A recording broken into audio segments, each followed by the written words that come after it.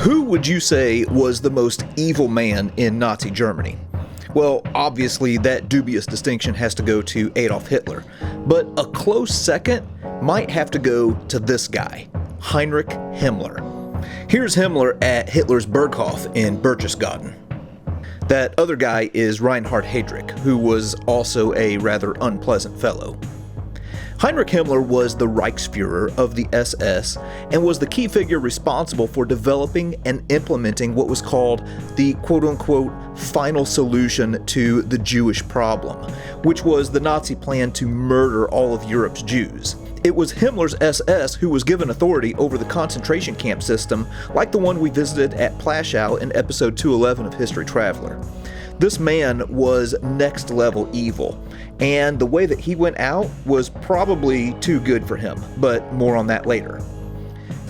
As U.S. troops were closing in on Germany at the end of the war, there was a keen interest that was taken in acquiring some souvenirs from some of the top leaders of the Third Reich.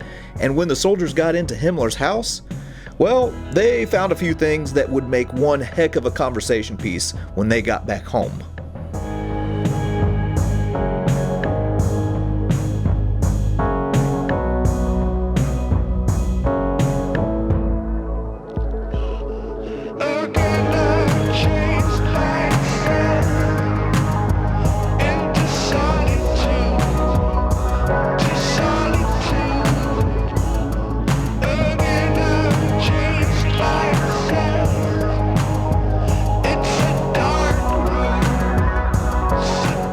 I'm going to show you a few very interesting artifacts that are associated with Heinrich Himmler, the leader of the SS. And I'm going to start with this.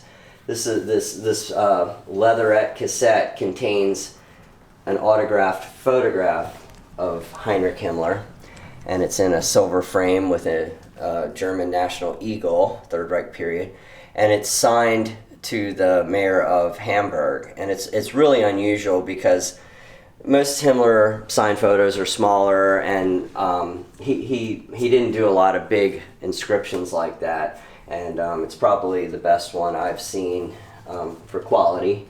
And he didn't present a lot of signed photos like Hitler did and Goering did, so it's really unusual. It's, probably one of the best ones around. Quality-wise, I'll just leave that open. So I'm going to show you a couple other things that were actually taken from his home by U.S. soldiers. We talked in the War Trophies of the American War Trophies of the Third Reich episode about that and how American soldiers got into some of these places. And at the end of the war, they wanted souvenirs, and they were allowed to take military items, and sometimes they took non-military items, but I guess they figured Himmler was dead by this time probably, and they took some items. So the first grouping here, this was an amber Mein Kampf. This was presented by Hitler, and it's one of two that are attributed to Himmler. The other one's signed. This one is not. We think maybe this may have even been given to Himmler's wife, but we're not sure. Himmler actually had a wife, and he had a mistress. But this came out of his home where the wife was. But the same veteran took a bunch of these cards and letters, and these are really interesting. Himmler kept a lot of these. This one is from 1917, the one I'm holding. And it's from his aunt, I believe, and it's to Heine Himmler, which must have been a pet name or childish name. And, in 1917, I think Himmler would have been 16 or so. He would have been an adolescent, but a lot of these are early, and there are a few later ones in here too that are dated a little bit into the 1920s, and but they're all addressed to him, and for whatever reason he kept them for many years. There's even some postcards in here, and stuff like that, and they're just fascinating. And like I said, the same veteran took both items out of the home, and there's also some very personal photographs in this group.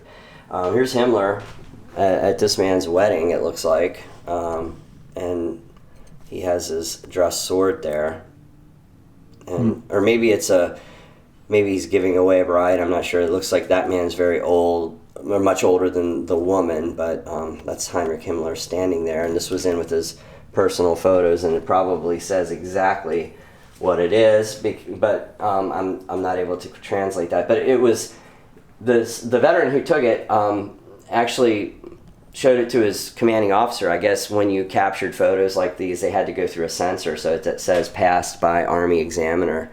So I guess they figured there was nothing, no intelligence they could gather from that photograph. Wow. There are a bunch of other photographs in here. This is Himmler and his wife walking down the street in civilian clothes. Kind of an unusual photo. And that does not have a censor or past censor stamp. Here's another one that does, and this is Himmler and some of his staff with some of their cars, and you can see the Himmler flag there on the right. I guess that's his personal standard.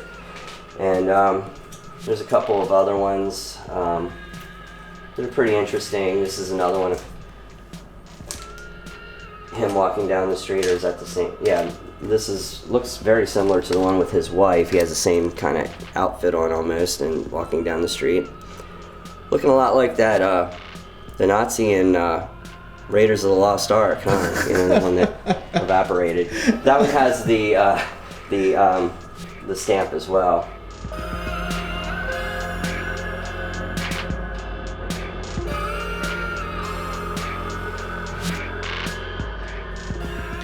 At the end of the war, Himmler tried to make some moves to save his own skin, but a guy as evil as this probably wasn't going to get much sympathy from the Allies. So Heinrich Himmler took on the name Heinrich Hitzinger, put on an eye patch, and tried to slip out of Germany. He ended up being captured by British guards, who took issue with his faked papers, and after 3 days in a prison camp, he revealed who he actually was. Unfortunately, he would never go to trial for his crimes. While being searched, Himmler bit down on a cyanide capsule and died within 15 minutes. He was buried in an unmarked grave with no coffin and no grave marker. The only words spoken over him were by a British Tommy who said, "Let the worm go to the worms."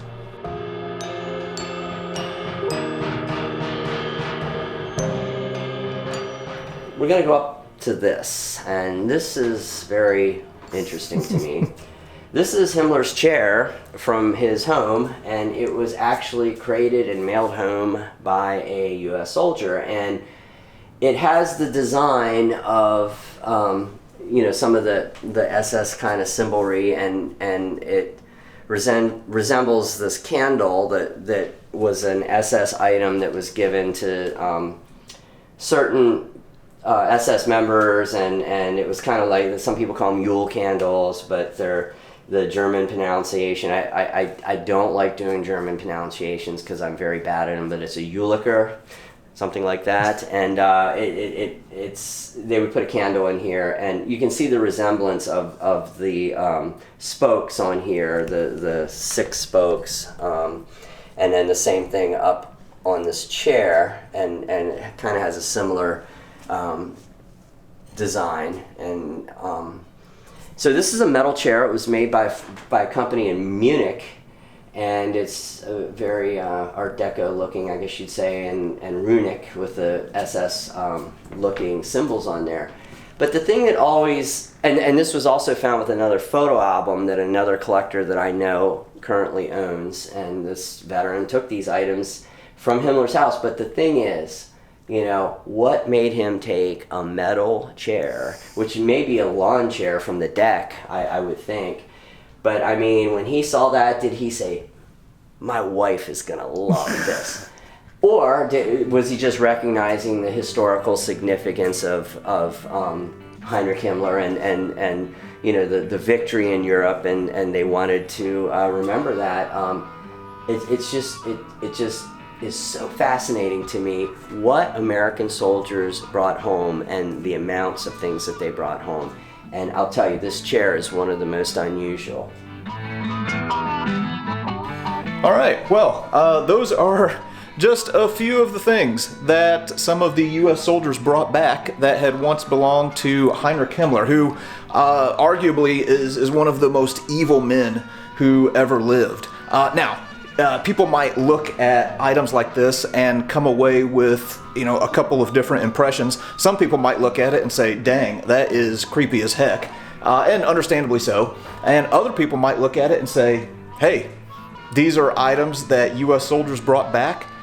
They are symbols that they had, that this evil man and his ideology had been defeated. So these are war trophies. But no matter how you look at it, it is history. It is interesting, even if it is a little bit uncomfortable. And it's all right here at the Gettysburg Museum of History.